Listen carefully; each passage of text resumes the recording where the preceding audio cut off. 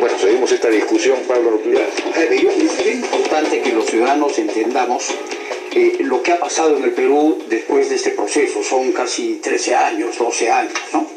En el Perú, la inversión estaba concentrada en Lima. La gestión pública estaba concentrada en Lima.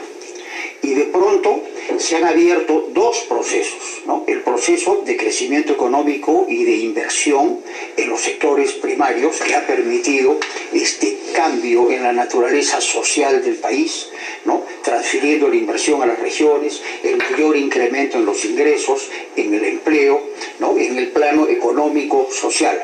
Una gran transformación, una tremenda descentralización. Y en el plano político, una descentralización que yo prefiero seguir llamando que ha descuartizado al Estado, ¿no? Eso no significa que hay que reversarla bajo ninguna circunstancia, ¿no? Además, Eduardo y yo somos arequipeños y en nuestros genes está la descentralización, ¿no?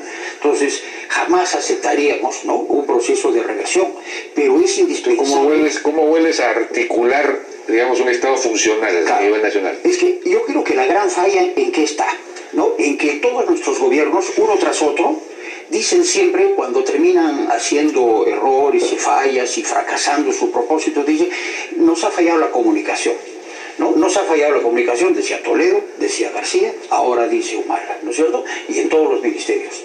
Entonces, ¿por dónde hay que empezar?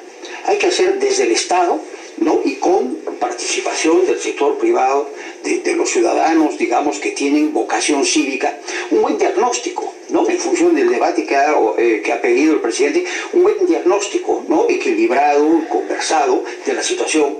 ¿Para qué? Para explicarlo a los ciudadanos. A los ciudadanos hay que explicarle en detalle cuál es el diagnóstico, cuáles son las opciones, cuáles son las consecuencias de las fallas del proceso actual, cuáles serían los beneficios para ellos de hacer ciertas correcciones. Y en base a ese proceso es que un liderazgo político más iluminado puede seguramente... Pero eso es lo que estamos tratando de hacer en esta mesa. Seguramente... Vayamos al tema,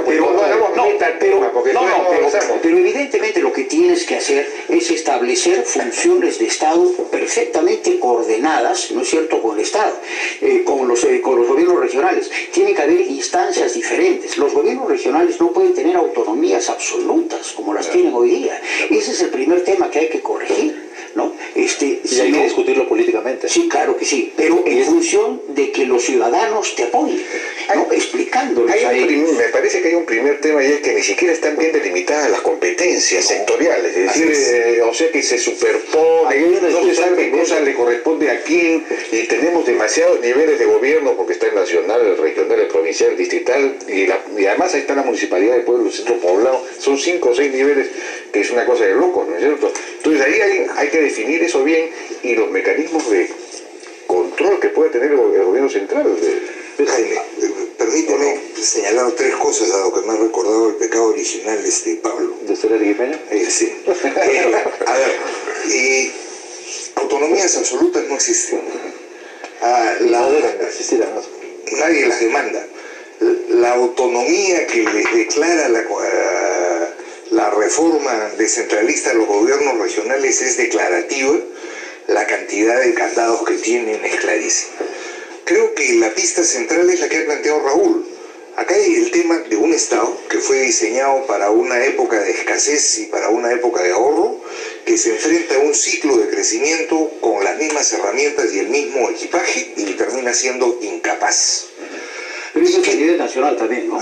Estoy hablando del Estado. El Estado nacional, regional es uno. El Estado es unitario, ya.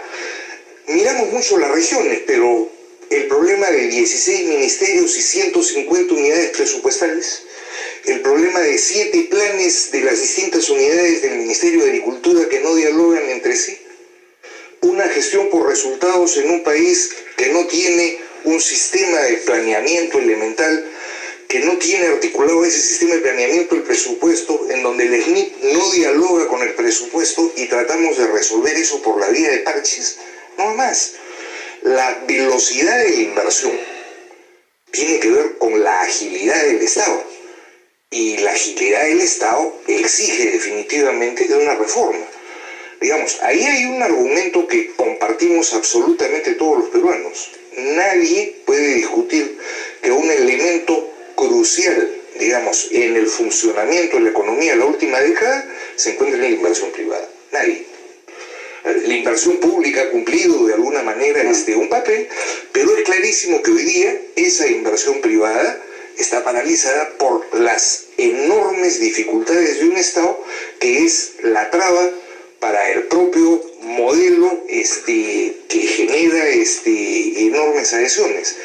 Por ahí empiezan los problemas. Ahora, yo quería plantear algo un poco distinto, y es que el tema fiscal, porque se habla de la descentralización fiscal, yo no sé exactamente de qué se está hablando cuando se habla de eso. Lo que sí se puede decir es que los gobiernos locales y sobre todo los gobiernos regionales tienen plata, y tienen bastante plata, o han tenido bastante plata en los últimos años, pero no recaudan plata, ellos no recaudan. El gobierno local sí tiene una recaudación, pero es pequeña en relación a lo que tiene, a las transferencias que recibe, tanto del impuesto de los 2 puntos del IGB como del predial. El predial sí lo recauda ellos mismos. Pero ese predial que será pues el 20-30% de todo lo que recibe por canon, por impuestos de promoción municipal, etc. Entonces el alcalde y el presidente regional es una persona que no tiene una base, no hay una base social contribuyente que le exija resultados o que le pueda, a la cual él tenga que rendir cuentas, porque recibe la plata del cielo. Entonces puede convertir tranquilamente en un pequeño señor feudal que hace patrimonialismo y no tiene pues y eso tiene que ver con la corrupción y todo lo demás. Entonces un gobierno local se convierte fácilmente en un botín simplemente presupuestal, porque no hay control. La población no es la que está solventando eso y no va a exigir todo lo demás. Ese problema de base es un problema estructural, yo no sé cómo se puede resolver. Jaime, tú hace un rato, perdón Martín, hace un rato tú decías presupuesto por resultados y servicios civiles. Sí. Y en esa fórmula falta justamente descentralización fiscal. Y ese no es un problema de los gobiernos regionales y de los gobiernos locales. O sea, ahora estamos hablando de canon, de la caída del canon reciente por el movimiento de los precios internacionales de la materia prima. Por descentralización fiscal, fijación de tasas e impuestos. No, porque descentralización fiscal puede ser por los ingresos, puede ser por los gastos. En el Perú es muy difícil hacerla por los ingresos hoy día porque somos un país muy desigual. O sea, los gobiernos locales sí efectivamente recaudan, pero 20% del total de la recaudación de los 1.840 gobiernos locales lo recauda la Municipalidad de Lima. Y la mitad del total de la recaudación de los 1.800 gobiernos locales lo recaudan 15 municipalidades, de las cuales 3 están en Lima. Nadie paga impuesto predial, en realidad. Muy poca gente, y además la tasa de predial del Perú, si tú comparas con Quito, con Bogotá o con Santiago de Chile, es la 10ª parte. Pero por eso hay que desarrollar esa... Y a pesar de eso se evade.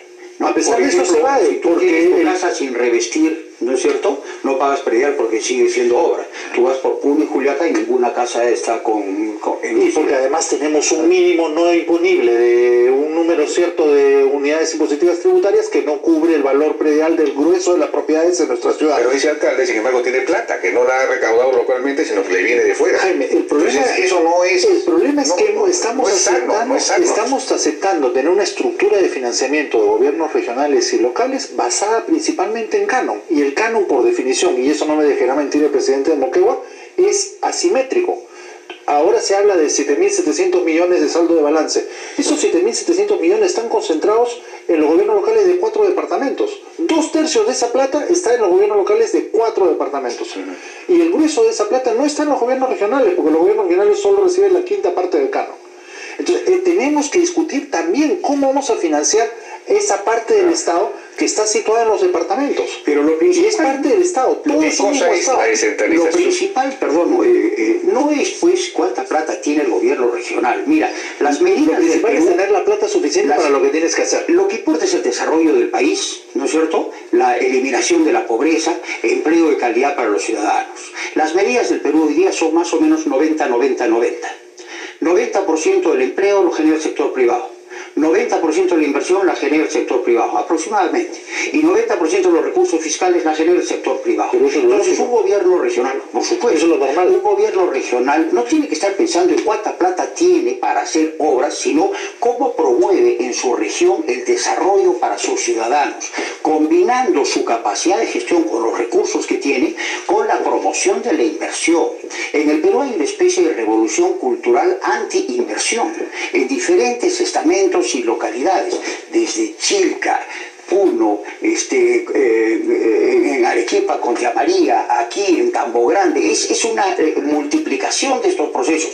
Los gobiernos regionales han creído que con los recursos que reciben, ellos deben hacer el desarrollo del país. No lo pueden hacer, no les va a alcanzar. Eso es pues 5% de la inversión. El Perú necesita invertir 30% del producto, y eso es inversión privada. Lo fundamental es que estos gobiernos regionales entiendan lo que es promoción de inversión, la alianza entre el sector privado y el Estado.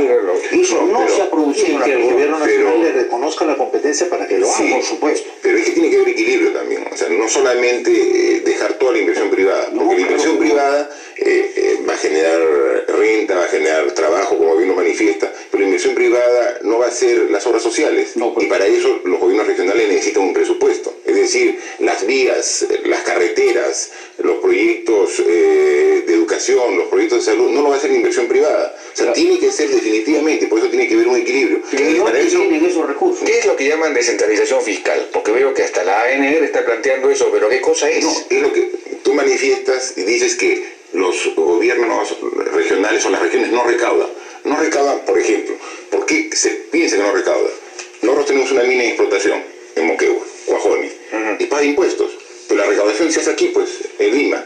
¿Por qué? Porque la declaración de impuestos de Sauber Perú es en Lima. Entonces, claro que no recaudamos porque el impuesto que genera las operaciones de una extracción de recursos naturales mineros en Moquegua se registra aquí en Lima. O sea, no lo necesitamos para ver toda la actividad económica regional, local, que debería pagar IGB, todo, no solamente la SAUR existe, hay otros, todos deberían estamos poniendo un ejemplo estamos poniendo. Nada de eso se recauda, y de repente es bueno que no haya esa recaudación, pero digamos, lo que voy es ahí, ese descalce estructural entre un presidente regional, una autoridad que no tiene una base a la cual rendir cuentas, porque en realidad esa base le está pagando al gobierno central, no a... Claro, pero no sé, pero esa es una manera, pero la otra manera es atar los recursos claramente a determinadas responsabilidades, y eso es lo que no está claro en el Perú.